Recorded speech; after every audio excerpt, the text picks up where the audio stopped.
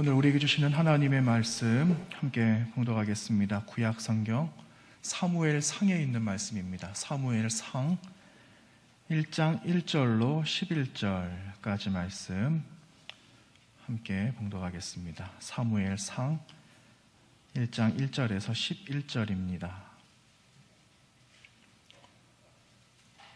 408페이지에 있는 말씀 우리 한 절씩 교독하겠습니다.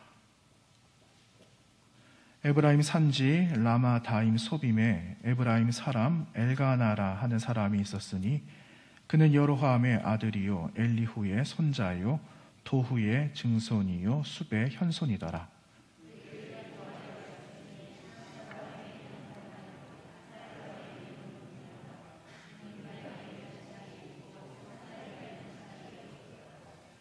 이 사람이 매년 자기 성읍에서 나와서 실로에 올라가서 만군의 여호와께 예배하며 제사를 드렸는데 엘리의 두 아들 홈니와 비느하스가 여호와의 제사장으로 거기 있었더라.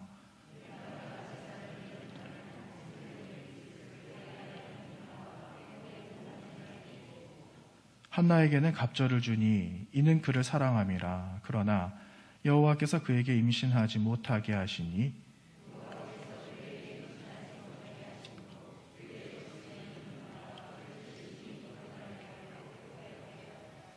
매년 한나가 여호와의 집에 올라갈 때마다 남편이 그같이 하매 분인나가 그를 격분시키므로 그가 울고 먹지 아니하니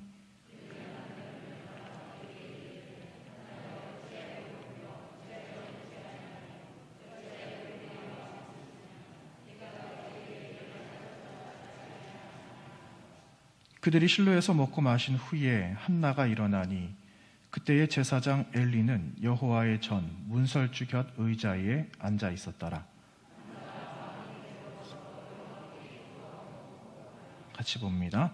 서원하여 이르되 만군의 여호와여 만일 주의 여종의 고통을 돌보시고 나를 기억하사 주의 여종을 잊지 아니하시고 주의 여종에게 아들을 주시면 내가 그의 평생에 그를 여호와께 드리고 삭도를 그의 머리에 대지 아니하겠나이다. 아멘. 자, 이렇게 여러분 뵈니까 연세들이 이제 많이 지긋해지시고 이제 올해 21년도 지나면은 또 내년엔 또 한 살씩 더 드시잖아요. 그렇지는 않습니까? 박 권사님 아니라고 하시네요. 아마 마음에 간절한 소원이실 것 같습니다. 그런데 이렇게 쉬운 찬양대 찬양할 때 저는 이렇게 앉아서 여러분 잠깐 뵈니까는 여기저기 아프신 분들이 많으시겠다. 갑자기 그런 생각이 들었습니다. 우리의 마음의 바램과 소원이 있다면은 무엇이겠습니까? 오늘 많이 누리는 것도 물론 필요하고 소중하겠지만 중요하겠지만 건강하게 지내시다가 하나님 나라 가는 것보다 더 큰 복이 어디 있을까? 그렇죠? 예. 언젠가 저는 아직 연소하지만 그런 생각이 들 때가 있었거든요. 좀 철이 좀 들어가는 것 같습니까? 예. 어쨌든 다들 건강하게 지내셔야 되는데 건강하게 계시다가 하나님께서 이때다. 그렇죠? 오늘 찬양하신 것처럼 야, 때가 됐다. 이제 와라. 그러면 미련 없이 우리는 하나님 나라에 가면은 그게 가장 최고의 복인 줄로 믿습니다. 그런데 사람들은 하나님만 바라보면서 살아갈 수가 없죠. 그러니까 얼마나 힘들고 어렵겠습니까? 요즘 현대인들이 많은 병을 앓고 있대요. 육신에 보여지는 아픔과 고통들이 있지만 현대인들이 보이지 않는 병도 가지고 있거든요. 그러니까 마음에 불안한 마음을 가지고 살아가는 겁니다. 여러분, 불안장애라는 말을 들어보셨어요? 불안장애? 불안한 마음이 계속 있으면 정말 살아가기가 힘들 것 같아요. 그렇죠? 한 번씩 이렇게 TV를 보면은 저 사람 정말 오랜만에 나왔다 하는 사람들 있잖아요. 연예인들이나 공인들 가운데. 그럼 물어봐요. 어떻게 지내셨습니까? 라고 물어보면은 그동안의 삶에 대한 이야기들을 쭉 하거든요. 그러면서 제가 사실은요 하면서 속 이야기를 합니다. 그런데 속 이야기를 들어보면 제가 마음의 병을 많이 앓았던 시간이 있었습니다. 이러면서 제가 그 공황장애를 앓게 되었어요. 어느 날 카메라 앞에 서니까 주체할 수 없이 울렁거리는 그런 불안한 마음 때문에 제가 설 수가 없겠더라고요. 그래서 제가 어디 좀 다녀왔어요 하는 그런 이야기를 우리는 쉽게 듣고 있지 않습니까? 그래서 심심치 않게 이런 치료를 받았다 하는 사연들을 우리는 많이 듣게 됩니다. 여러분, 한 얼마나 됐을까요? 한 10년, 20년. 예전에는 이렇게 정신적으로 연약하여서 정신과적으로 약을 먹는다 그러면은 사람들이 좀 우리를 이상하게 취급했던 적이 있어요. 그렇죠? 예. 그랬던 과거가 있었거든요. 그런데 이제는 이런 불분명한 시대를 살아가는 현대인들에게 누구나 다 예외 없이 다 이러한 가능성들이 다 있다라는 거예요. 저에게도 있고 여러분들에게도 그러한 요인들, 또 이렇게 될 수 있는 그러한 그 일들이 우리 모두에게는 다 있다라는 거죠. 우리는 나는 해당이 없다, 이렇게 말할 수는 없다라는 거예요. 2012년부터 지금까지 꾸준히 한 3%에서 5%가량 이렇게 불안한 마음, 불안한 장애를 가지고 살아가는 마음의 병을 가진 사람들이 꾸준히 늘어가고 있는데, 언제가 가장 극대화가 되었느냐? 여러분 아시는 것처럼 코로나 팬데믹 이후에 이러한 사람들이 너무 많이 늘게 되었다라는 그러한 이야기를 들은 적이 있습니다. 여러분, 그리스도인이라고 괜찮을까요? 목사인 저라고 괜찮을까요? 저도 그렇지 않아요. 저도 불안한 마음이 얼마나 많은지 모릅니다. 제가 뭐 표가 났는지는 잘 모르겠지만 제가 한동안 힘들었던 적이 있어요. 그런데 은혜로 하나님께서 세워주시고 용기도 주시고 위로해 주시고 성도님들과 함께 거의 한 3년 횟수로 살아가면서 얼마나 많이 위로를 해주셨는지 저희 마음이 날마다 건강해지고 있다, 이런 마음을, 그런 느낌을 받을 때가 참 많이 있어요. 얼마나 큰 은혜입니까? 여전히 불안한 마음으로 살아간다 그러면은 어떻게 여러분과 함께 말씀을 나눌 수가 있겠어요? 하나님 주신 사명을 어떻게 감당할 수가 있겠습니까? 우리 모두는 다 이와 같은 삶을 살아갈 수 있고 가능성을 가지고 살아갈 수 있어요. 그렇지만 여러분, 우리는 이런 모든 마음들까지도 하나님께 말씀드리는 거예요. 하나님의 도움을 받기를 원하고 하나님께서 나의 마음을 헤아려 주시기를 원하고, 나는 그 마음을 하나님께 가지고 나아가면 하나님께서는 또 나를 받아주실 것이다, 그 믿음을 가지고 살아가는 그 사람이 그리스도인 아니겠습니까? 성경에 이러한 사람들이 얼마나 많았는지 몰라요. 성경에 주체할 수 없이 힘든 마음들, 억한 마음들, 지금은 현대의학으로 고칠 수 있는 병들도 많이 있지만 이 고대 시대에는 무슨 이런 좋은 약들이나 있었겠습니까? 그럼에도 불구하고 이들은 하나님 앞에 나아가는 것이 가장 좋은 처방이었기 때문에 그것을 믿고 나아갔던 많은 믿음의 사람들의 이야기가 성경에 기록되어져 있는 것을 우리는 자주 보지 않아요? 오늘 말씀, 사무엘상 말씀에 보시면 여러분, 오늘 한 사람, 한 예를 오늘 좀 소개를 하려고 하는데, 오늘 본문에 에브라임 사람 엘가나라는 사람이 등장을 합니다. 이 엘가나라는 사람은 사무엘의 아버지예요. 아직 사무엘은 태어나지 않았죠. 그리고 이 엘가나라는 사람에게는 2명의 아내가 있었어요. 한 사람은 누굽니까? 한나라는 사람이었어요. 한나. 또 한 사람은 누구냐? 분인나라는 여인이었거든요. 엘가나에게는 2명의 여인이 있었어요. 여러분, 지금 시대하고는 맞지가 않죠. 일부 다처. 고대 시대에는 일부 다처의 원인이 만약에 생산하지 못한다, 잉태할 수 없다, 한나와 같은 사연이 있게 되면은 이렇게 다른 대리모나 다른 아내, 이렇게 해서 그 생명을 이어가야 했던 그런 시대, 그런 문화였거든요. 그러다 보니까는 어떤 사람에게는 아내가 2명, 어떤 사람에게는 아내가 더 많고, 이런 일들이 성경의 고대에 이런 일들이 비일비재했다라는 겁니다. 그런데 여러분, 이 엘가나에게 이 두 명의 여인이 있어요. 아내가 있어요. 그러면은 불편할까요? 좀 마음이 편할까요? 어떨까요? 마음이 불편했을 것 같아요. 서로도 불편했을 것 같고, 엘가나 입장에서는 누구를 더 사랑해야 되지? 똑같이 사랑하기는 힘들지 않았을까? 그런데 공교롭게도 오늘 말씀을 보시면 4절, 5절 상반절에 이렇게 기록합니다.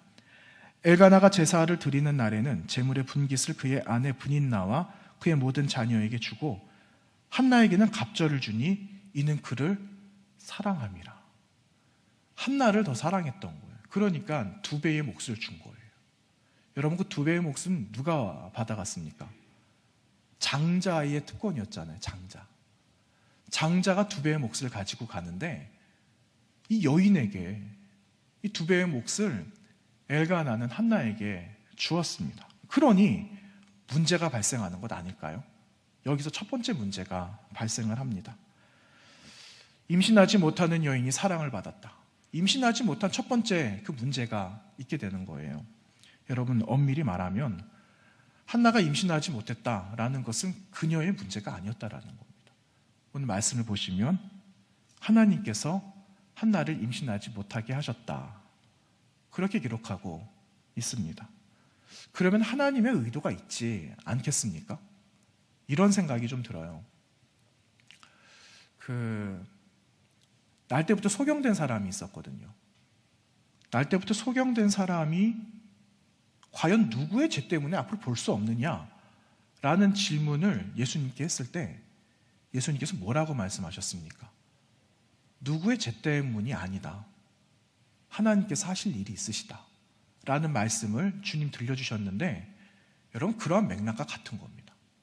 하나님께서 하실 목적이 있으셨기 때문에 이 이야기 안에는 그냥 단순히 내 눈앞에 보여져 있는 단순한 삶의 문제만 보고 끝날 게 아니라 문제 안에서 하나님께서 하실 일, 역사라고 하잖아요. 역사와 섭리가 무엇인지를 구원적인 측면에서 봐야 된다라는 거예요. 여러분, 성경을 볼 때 그냥 단순히 문제가 있네? 어떻게 해결이 될까? 마치 영화 보듯이 보는 것이 아니라 이 문제가 일어난 순간부터 하나님의 역사가 어떻게 구원적으로 해석이 되고 이루어질 것인가, 이것을 우리가 통전적으로 성경을 이제는 봐야 된다라는 거예요. 한나에게 이런 어려움들이 있었지만 하나님께서는 구원사적인 측면에 귀한 동기를 불어넣어 주시기 위해서 한나의 어려움을 오늘 우리에게 소개하고 계신다라는 겁니다. 한나뿐만입니까? 그렇지 않죠. 아브라함의 아내였던 사라에게도 이러한 어려움이 있었습니다. 요셉에게는 4명의 아내가 있었거든요. 원래는 2명이죠. 그런데 레아와 라헬, 그를 섬기는 종들이 있었어요. 그러다 보니까 4명의 여인을 통해서 야곱은 베냐민까지 많은 자녀들을 낳게 되죠. 그런데 라헬은 야곱에게 사랑받는 아내였는데 그 요셉과 그 베냐민도 이후에 한참 우여곡절을 겪은 다음에 그 아내가 아이를 낳잖아요. 그런 일들이 성경에 곳곳 등장합니다. 사사기에도 나오죠. 사사기에 삼손의 어머니, 마노아의 아내였던 삼손 역시도 어머니 사정이 그랬어요. 그리고 신약시대에 넘어오면은 세례 요한의 어머니도 그랬죠. 엘리사벳. 그래서 그는 입을 열 수 없는 그런 지경에도 있게 되었거든요. 그러니까 다들 사연이 있는 거예요, 다들. 그런데 여러분, 결과를 한번 보세요. 결과를 보면은 그들의 삶이 그냥 그것으로 끝났느냐? 그렇지 않다라는 겁니다. 결과적으로 보면은 하나님은 그 여인들을 통해서 또 그 이외의 많은 사건들을 통해서 이스라엘 백성의 구원, 오늘 살아가고 있는 저와 여러분, 이 인류의 구원을 위해서 하나님은 조금도 오차 없이 그 일을 행하셨다라는 사실을 우리는 성경에서 우리는 찾아볼 수가 있습니다. 그런데 여러분, 한나의 문제는 지금 현실이에요. 아직 이루어지지 않았던 거죠. 그러니 한나는 얼마나 힘들겠습니까? 그 현실을 받아들인다는 것이 너무너무 힘들었습니다. 그래서 현재 그 큰 문제 때문에 그는 너무 힘들고 아파할 수밖에 없었다라는 것이 그 첫 번째 문제였습니다. 두 번째 문제가 있습니다. 두 번째 문제는 한나와 브닛나 사이의 문제예요. 엘가나로부터 사랑을 독차지하고 있는 한나를 보니 마음에 안 드는 거예요. 아니, 나는 자식도 낳고 내가 더 사랑을 받기에 충분한데 어떻게 잉태하지 못하고 자식 없는 저 한나를 엘가나는 더 사랑할까? 그게 못마땅 했던 거죠. 그게 싫었던 거예요. 그래서 한나를 괴롭히는데 오늘 본문 6절 말씀 한번 보십시오. 6절에서 여호와께서 그에게 임신하지 못하게 하심으로 그의 적수인 브닛나가 그를 심히 격분하게 하여 괴롭게 하더라. 6절 말씀에 기록합니다. 여러분, 재미있는 표현을 혹시 보셨어요? 이런 표현이 나오죠. 브닛나가 누구냐? 브닛나의 정체는요, 한나의 적이었다라는 거예요. 브닛나는 한나의 적수였어요. 그런데 더 재밌는 건 원문에는 이 브닛나의 이름이 기록되어져 있지 않습니다. 브닛나의 이름이 쏙 빠져 있고 그 적수 이렇게 기록이 되어져 있어요. 한나를 대적하는 사람으로 부각이 된 거죠. 여러분, 이 부분에 대해서 성서학자가 이렇게 해석을 합니다. 브닛나는 마치 하갈이 그녀의 임신 소식을 듣고 사라를 업신여긴 것과 동일하게 불임 중에 있는 한나로 하여금 화가 나게끔 그녀를 아주 심하게 괴롭혔다. 이렇게 해석을 해놓았어요. 화가 나게끔 심하게 괴롭혔다. 이 말은 상습적으로 하는 거예요. 괴롭힘이 이례적으로 끝난 것이 아니라 괴롭히고 잊을만 하면 또 와서 괴롭히고 이렇게 힘들게 이 브닛나가 한나의 마음을 애태웠다라는 거죠. 그러니 참 얼마나 힘이 들까요? 살아가는 게 얼마나 힘들까요? 제가 엊그제 꿈을 꾸었습니다. 꿈 이야기를 조금만 하겠습니다. 어떤 꿈을 꾸었느냐 하면은 저희 아이가 이제 코로나 팬데믹 이제 위드 코로나 되면서 자녀들 다 학교 가잖아요. 여러분, 손주들 다 학교 가잖아요. 근데 이 아이들이 학교 생활을 잘할까라는 그거 걱정이 된 것 같아요, 제 마음에. 그리고 사춘기도 보내고 지나가야 되는 시기가 있으니까 그냥 제 마음에 좀 걱정 아닌 걱정이 좀 있었던 것 같습니다. 그러니 그게 꿈으로 나타나는 것 아니겠어요? 그런데 학교 갔다 온 아이한테 물어보는 거예요. 야, 학교 잘 갔다 왔냐? 오늘 별일 없었고 친구들하고는 잘 지내? 하고 물어봤더니 잘 지내요 이러는 거예요. 아, 그래, 다행이다. 별일 없으면 다행이지. 그런데 제가 뒤늦게 알게 된 것은 저희 아이가 친구들한테 괴롭힘을 당하고 있다라는 걸 알게 된 거예요. 그러니 제 마음에 근심이 생기는 거예요. 어떻게 좀 도와줄 수 있지? 어떻게 하면 얘가 도움이 될까? 아, 도대체 누가 이렇게 괴롭히길래 내가 가서 그냥 몽둥이를 하나 들고 올라가? 이런 마음이 왜 안 들겠습니까? 그런 마음이 드는 거죠. 그냥 참 감사한 게 뭔지 아세요? 이게 꿈이었다라는 거예요. 꿈. 눈을 딱 떴는데 그게 꿈인 거예요. 그런데 꿈에서도 그 마음이 그냥 타는 거예요, 마음이. 만약에 여러분 그런 문제가 여러분 문제였다. 어떻게 하시겠습니까? 이 녀석 하고 그냥 몽둥이 하나 가지고 올라가겠습니까? 옛날에는 그렇게 하기도 했어요. 그렇죠? 근데 지금은 그러면은 큰일 납니다. 그런데 여러분, 이 문제가, 이보다 더한 문제가 한나에게 있었다는 것 아니에요. 한나에게 이런 문제가 있었어요. 고난, 자기가 직접 당하는 고난이에요. 핍박이에요. 그러니까 어떻게 할 수가 없는 거예요. 그런데 이 한나가 참 순진한 것 같아요. 브닛나에게 대항하지 않았다는 거예요. 브닛나에게 너 왜 그러냐? 도대체 그런 이유가 무엇이냐? 좀 사실이라도 좀 듣자.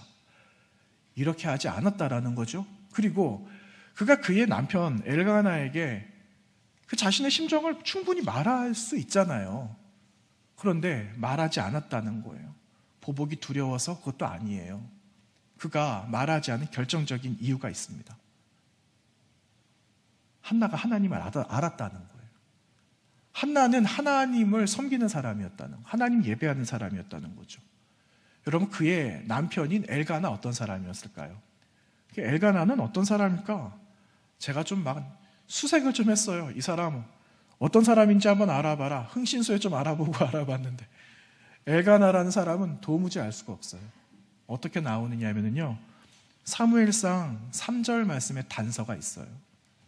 어떤 사람이냐? 이 사람은 하나님을 예배했던 사람, 하나님을 예배하기 위해 적어도 3번은 하나님을 예배해야 되거든요. 유대인들은 예루살렘에 3번을 올라가야 돼요.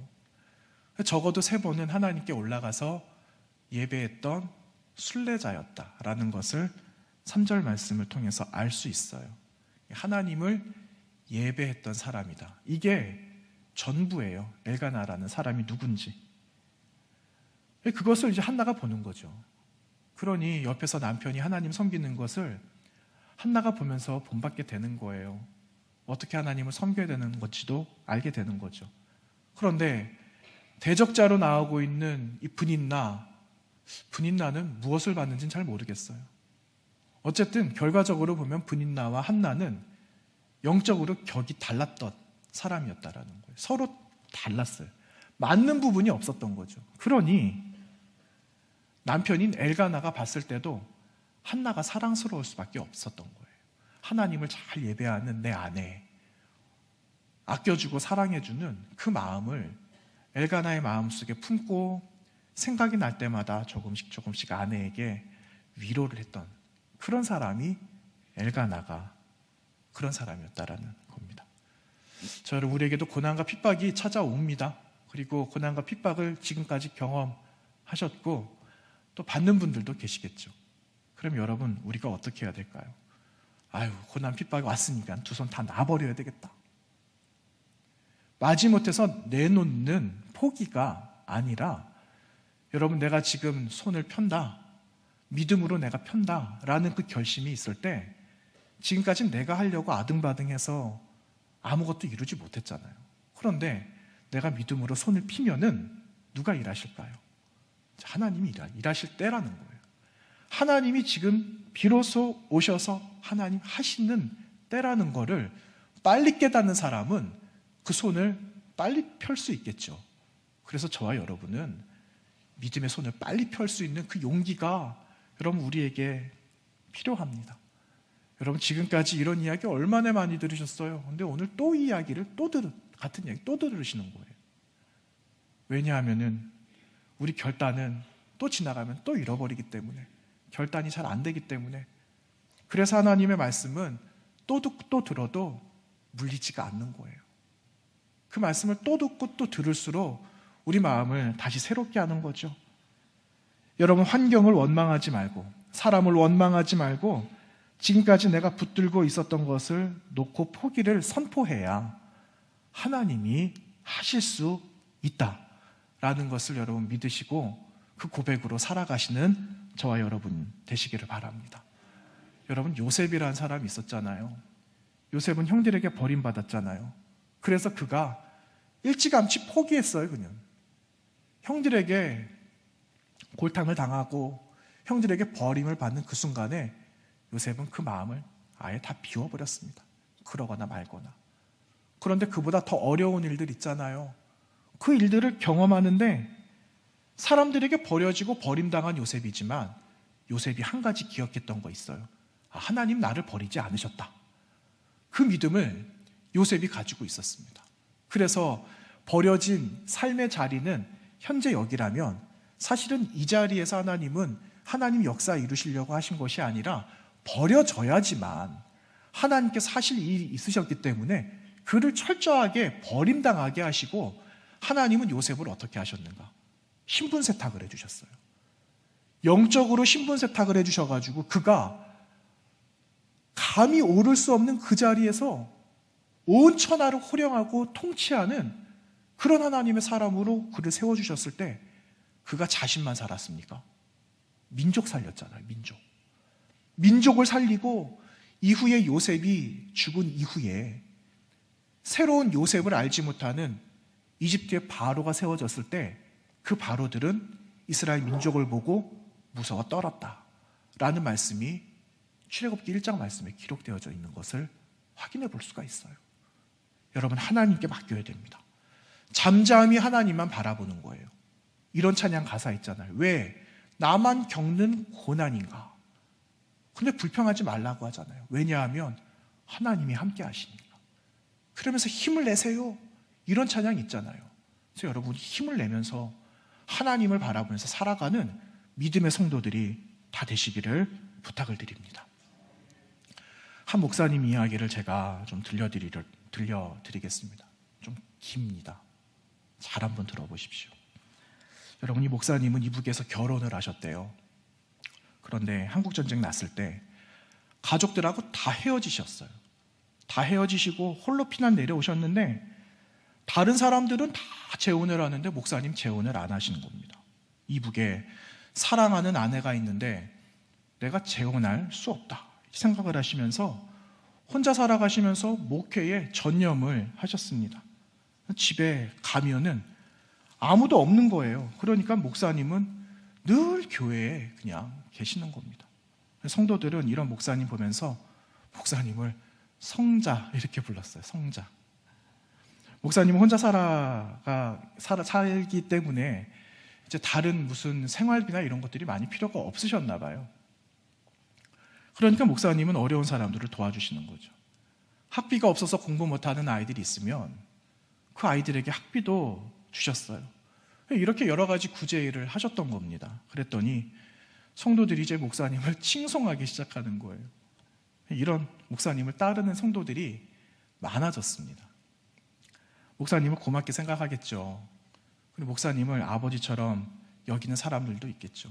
그 중에 한 여학생이 있었습니다. 여학생은 유달리 목사님을 잘 섬겼어요. 잘 따랐습니다. 목사님도 이 여학생을 얼마나 예뻐해 주셨는지 몰라요. 그리고 이제 공부도 시켜주시고 어려우니까 잘 돌봐주셨죠. 그런데 어느 날 여러 해가 지났습니다. 예배당 뒤편에 목사님 사택이 있는데 그 사택에서 애기 울음소리가 들리는 거예요. 갓난아기가 막 우는 소리가 들리는 거예요. 그러니까 성도들이 교회 안팎을 왔다 갔다 하다가 갓난아기 울음소리를 듣고는 놀라는 거예요. 아니, 혼자 사시는 목사님 집에 무슨 갓난아기 울음소리가 들릴 수가 있을까? 그래서 성도들이 너무너무 궁금하던 차에 목사님 댁 사택을 이렇게 들여다보니까 그 안에 여자아이가 있는 거예요. 성도들이 모인 거죠. 성도들이 모여가지고 소설을 쓰기 시작하는 거예요. 소설을. 저 목사가 겉으로는 성자인 척 하더니만 아니었네. 여자아이를 도와준다고 하더니만은 저 아이 사이에서 세상에 아이를 낳았어. 이게 성도들이 쓴 소설이에요. 그리고 그 소설이 그냥 그걸로 끝났을까요? 1편이 나오고 2편이 안 나오겠습니까? 그러니까 결국은 목사님 하루아침에 악마가 되었어요. 악마. 교회가 시끄러워졌겠죠. 한 달이 지나고 나서 목사님이 성도들을 다 불러 모으셨습니다. 그리고 오늘 한 분도 빠짐없이 모두 남으세요. 그리고 목사님은 길게 말할 것도 없이 내가 무슨 이야기인지 다 아니까 나는 오늘 이 예배를 마지막으로 교회를 떠나겠다. 그리고 목사님 교회를 떠나셨습니다. 그런데 그 집안에 있는 갓난아기, 그 갓난아기도 안고 목사님 떠나신 거예요. 그리고 나서 목사님이 어디로 가셨는지 아무도 이제 모르는 거예요. 관심도 없는 거죠. 교회가 몇 해를 홍역을 앓는 거예요. 교회가 얼마나 힘들었는지 여기저기서 무슨 말들이 막 생겨날 거 아니에요. 그리고 나서 새로운 목사님이 오셨대요. 몇 년이 다 흘렀는데 어느 한 성도님이 그 목사님 어느 시골 산골짜기 들어가가지고 농사 짓고 계신다고 하더라. 이런 소식을 듣게 되었어요. 그리고 나서 밝혀진 사실 하나를 듣게 되는데 갓난아기가 목사님과 여자아이 사이에서 태어난 아이가 아니더라 라는 것을 시간이 그렇게 지난 다음에 비로소 알게 된 거예요. 이게 어떻게 됐느냐? 이 여자아이가 밖에 나가가지고 불장난한 거예요. 그리고 나서 어떻게 할 수 없으니까 아기는 낳지. 그 핏덩어리 아기를 목사님 집에다가 놓고는 그 여자아이는 떠나버리고 마는 거예요. 사라져버린 거예요. 그 사실을 성도들이 알게 된 거죠. 성도들이 통곡을 하기 시작하는 거예요. 어떻게 우리가 목사님을 이렇게 모욕하고 악마라고 우리가 이야기를 하면서 목사님 쫓아냈는데, 야, 이제 이 일을 어떻게 하지? 목사님 빨리 찾아야 되겠다. 목사님을 수소문을 하는데 목사님 찾을 수가 있겠습니까? 못 찾는 거죠. 목사님을 못 찾는 거예요. 그런데 또 시간이 그렇게 흘러서 어느 성도가 목사님을 찾은 거예요. 목사님이 어디 계신다고 하더라. 그래서 그 목사님을 만나러 장로님, 권사님, 집사님들이 일제히 그 목사님 찾아서 산골짜기 깊숙이 들어갔는데 목사님이 새까맣게 다 타고 그르고 한 농사꾼이 되어져 가지고 성도님들 앞에 딱 나타나신 거예요. 그러니까 목사님 찾아온 성도들은 목사님 앞에 무릎을 꿇고는 그냥 대성통곡을 하는 거예요. 목사님 잘못했다고. 성도들이 그렇게 말을 하는 거죠. 우리를 용서해 달라고. 여러분, 목사님을 생각하면 어떻겠습니까? 목사님 그 당시에 왜 그 사실을 말할 수 있지 않으셨을까요? 그런데 목사님이 아무런 말씀을 안 하신 거예요. 그러니까 성도들이 울면서 말하는 거예요. 아니, 목사님 왜 그때 말씀 안 하셨느냐고. 말씀이라도 뭐라고 말씀이라도 하셨으면은 이 지경까지 되지는 않으셨을 거 아니냐고. 그래, 이제 성도들이 그렇게 따지니까 목사님이 내가 말하지 않은 몇 가지 이유가 있다. 이러면서 그 이유를 말씀을 하시는 겁니다. 첫 번째 이유. 내가 이 사실을 말하면 절반은 믿을 거고 절반은 안 믿을 거다. 그러면 교회가 잘 섬기는 목사 따르는 사람이 있을 거고 목사 따르지 않는 사람도 반이나 될 텐데 그러면은 보나마나 교회가 절반으로 나누어지지 않겠느냐. 나는 하나님의 교회가 절반 나누어지는 거 싫다 라는 것이 첫 번째 이유였어요. 두 번째 이유, 여러분이 그 이야기를 내가 하면 여자아이를 놓고 욕할 거 아니냐. 나는 이 여자아이가 비난받는 거 싫다. 그래서 나는 말하지 않았다 라고 말씀하신 거예요. 세 번째, 내가 이 이야기하면 그런 갓난아이도 덩달아 너희들이 이야기하지 않겠느냐, 욕하지 않겠느냐. 나는 이 아이도 욕먹는 거 볼 수 없다. 이게 목사님 이유였어요. 이 말을 들은 성도들이 아이고 목사님 그래도 말을 하셔야지. 목사님 목회도 못하고 계시지 않아요. 그랬더니 이제 목사님이 무슨 소리 하느냐. 나 열심히 목회한다. 나 여기서 목회하고 있다. 그런데 저 멀리서 한 명 성도가 오는 거예요. 한 명 성도. 누굴까요? 그 애기가 커가지고 이만큼 커가지고 목사님하고 살고 있는 거예요. 그러면서 내가 우리 성도가 저 아이라고, 나는 저 아이 훌륭하게 키워서 하나님의 종으로 만들 거다. 내가 최선을 다해서 섬기면서 정성으로 저 아이 내가 양육하고 목회하고 있다. 이렇게 목사님이 말씀하시더랍니다. 그리고 마지막으로 진짜 말하지 않은 이유 한 가지를 덧붙여서 말씀하세요. 그것은 내가 하나님을 믿기 때문이다 라는 것이에요. 하나님을 내가 믿고 억울하고 화가 나고 현실이 마땅치 않고 문제가 많고 현실이 괴로워도 하나님이 나를 보고 계시지 않느냐. 이 일을 하나님이 알고 계시지 않느냐. 나는 하나님 믿기 때문에 나는 그냥 있는 거다. 그리고 아직 이야기 끝나지 않았다. 아이가 자라고 하나님 나라의 그 이야기가 다 완성이 되고 이 아이가 주님의 종이 되어서 이 아이를 통해 가지고 수많은 사람들이 주님께로 돌아오면 그것으로 내 할 일 다 끝난 거다.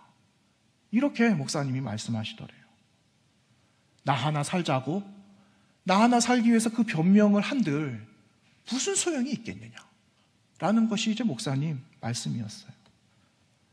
자, 여러분, 우리가 억울하고 화가 나고 대들고 싶은 마음이 있죠. 사람들 앞에서 이건 아니라고 항의하고 싶은 마음도 있죠. 그런데 우리가 그렇게 안 하는 이유가 있어요. 저도 하나님을 기다리고 여러분도 하나님을 기다리고 있기 때문에 우리는 아무 말을 안 하는 거예요. 하나님의 역사를 우리는 또 기대하는 거죠. 여러분, 당장 해결되지 않아도 기다리면은 그때가 올까요? 안 올까요?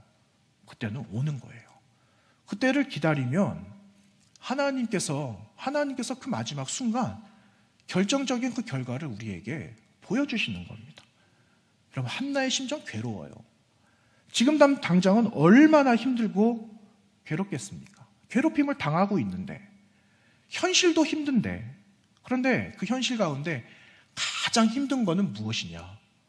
아니, 지금까지 살고 있는 분인나가 나의 대적자라는 거예요. 그 현실을 받아들일 수 없는 것이 한나에게 가장 힘든 사실이었다라는 거예요. 그럼에도 불구하고 한나는 분인나를 대적하지 않았다라는 사실입니다. 대신에 이 문제를 하나님께 가지고 나아간 거예요. 하나님 앞에 그 문제를 가지고 나아가서 토했기 때문에 그는 하나님 나를 받아주실 것이라는 것을 알기 때문에 이렇게 하나님 앞에 엎드릴 수가 있었던 겁니다. 사랑하는 여러분, 저와 여러분이 감당하고 있는 싸움이 있습니다. 세상 속에서 감당하고 있는 싸움이 있어요. 성경은 우리에게 말합니다. 혈과 육에 관한 싸움이 아니라고 말해요.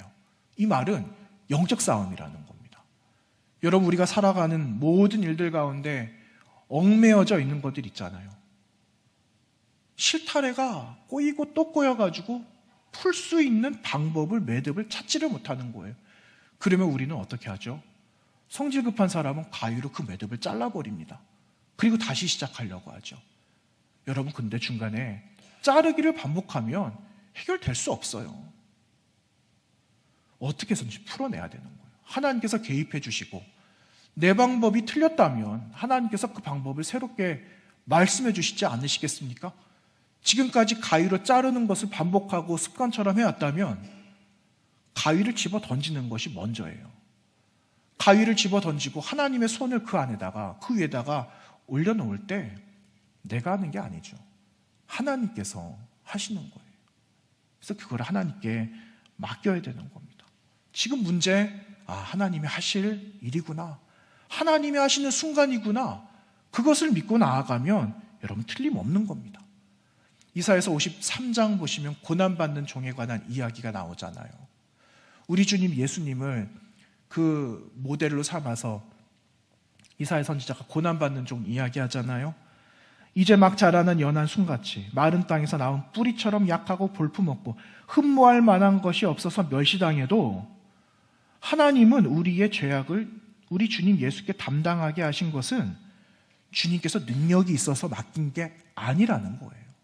그게 아니라 하나님 앞에 순종할 수 있는 순한 순전한 마음이 주님께 있었기 때문에 우리 주님은, 우리 하나님은 주님께 그 엄청난 역사의 사건을 그 예수님께 맡기셨던 겁니다. 여러분, 믿음에 관한 말씀 얼마나 자주 드려요. 아직 안 일어난 일들에 대한 그 믿음 믿는 거 여러 번 이야기 드리잖아요. 믿음은 다시 한번 또 압축하겠습니다. 믿음은 하나님 보는 거예요. 하나님 보면서 살아가는 것이 믿음 생활이에요.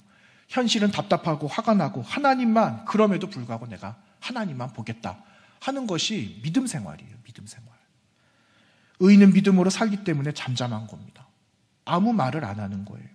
하나님의 계획을 알 수 없어서 말할 수도 없지만 우리 안에 믿음이 있기 때문에 단지 믿음으로 하나님을 보는 겁니다. 절대 하나님만 신뢰하는 거죠. 그러면 하나님께서 채워주시는 거예요. 다른 것 가지고 올 필요도 없어요. 다른 것 차용할 필요도 없어요. 어디 끌어다니지 않아도 괜찮은 겁니다. 하나님께서 아시기 때문에. 여러분, 이번 한 주간 어떻게 사시겠습니까? 사실은 여러분, 주일날 말씀을 나누고 세상 나가는 우리는 많은 부담들을 가지고 살아갈 수밖에 없어요. 왜냐하면 살아내야 되니까. 하나님께서 부탁하시는 거거든요. 이렇게 살지 않으면 또 패배하기 때문에 우리는 하나님께서 주신 것 가지고 어깨 짊어지고 힘들지만 살아갈 수밖에 없는 사람들이에요. 여러분, 믿음 가지고 살아가시기 바랍니다. 불평하지 마시고, 환경에 맞지 않는다라고, 내 상황과 동떨어진다라고 말하지 마시고, 입을 다무는 거예요. 입을 열지 않는 겁니다. 하나님이 말씀하시도록, 하나님이 하시도록. 그러면 여러분, 돌아갈 거 금방 가는 거예요. 성경은 하나님의 증인들을 통해서 이 말씀을 또 우리에게 들려주시는 겁니다. 여러분, 이 말씀을 기억하시면서 건강하게 다시 회복이 되고 우리 마음에 참 안식을 얻어서 하나님의 기쁨이 되어지는 저 여러분의 삶이 되시기를 부탁드립니다. 함께 기도하겠습니다.